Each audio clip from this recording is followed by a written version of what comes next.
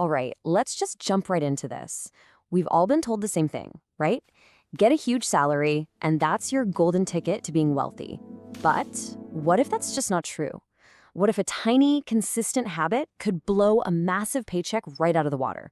Well, today we're going to see how that's not just possible, it's actually pretty likely. So let's meet Sarah and Michael. Now, just looking at the numbers, this isn't even a contest. Michael is pulling in nearly 3 times what Sarah makes. You'd assume his financial future is just set, right? But assumptions can be really, really dangerous. Okay, so let's hit the fast forward button. We're going to jump 25 years into their careers. One of them is a multimillionaire, and one of them, well, isn't. Based on those salaries we just saw, who do you think it is? I promise you, the answer is probably going to flip the way you think about money. Let's start with Sarah. After 25 years of working, her net worth has exploded to an incredible $2.3 million. Yeah, you heard that right. On a pretty modest salary, she built an absolute fortune. And Michael, our high flyer making 180 grand a year, his net worth is $47,000. So what in the world happened here? How did the person earning less become a multimillionaire while the high earner basically has nothing to show for it? That's the big question we're going to unpack right now.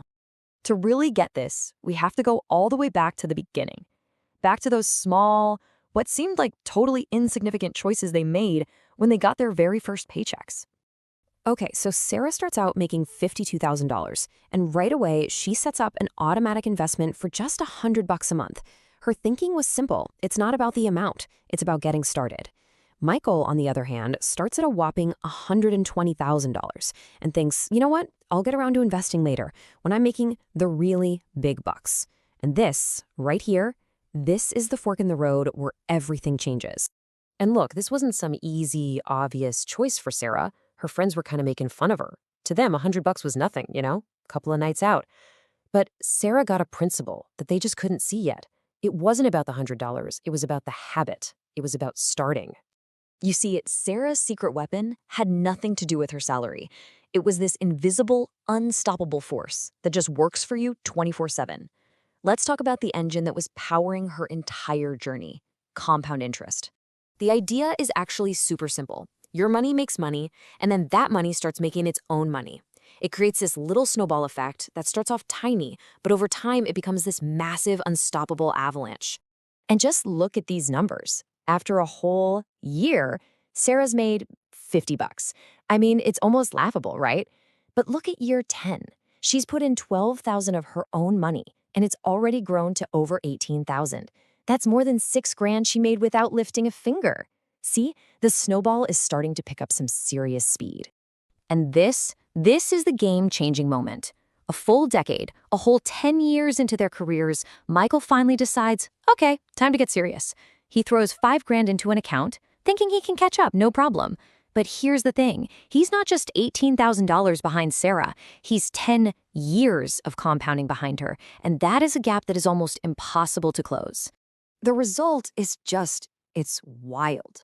Over the long haul, even when Michael eventually invested way more of his own money, Sarah's dollars were just plain more efficient.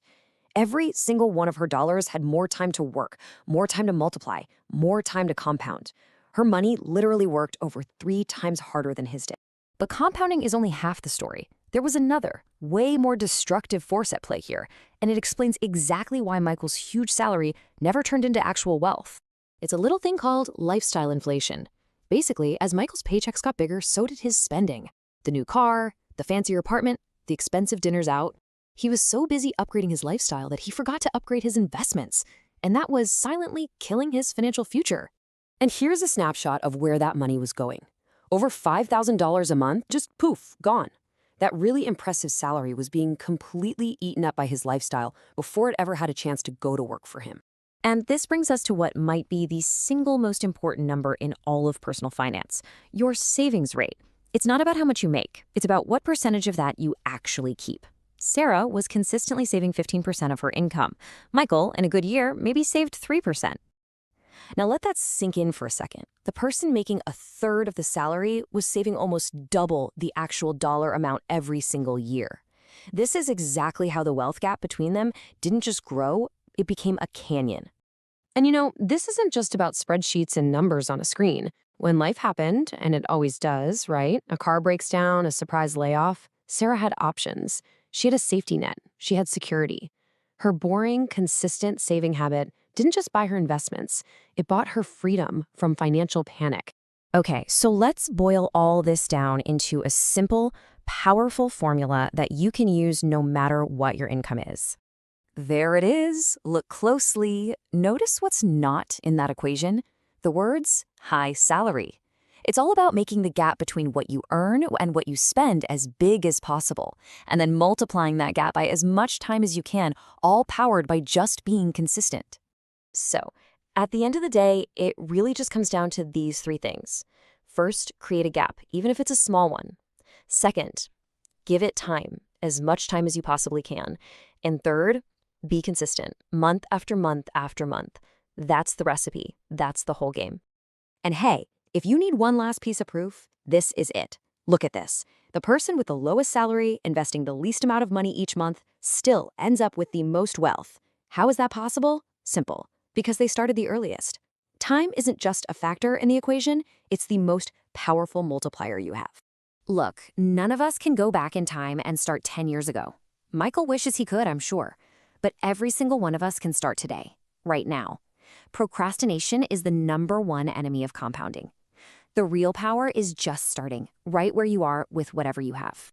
So, we've seen it pretty clearly. Small, early steps lead to gigantic results down the road. It's not about waiting for that big promotion or for the perfect time to start. It's just about taking that first, simple step. So, I'll just leave you with this one question to think about. What will your first step be?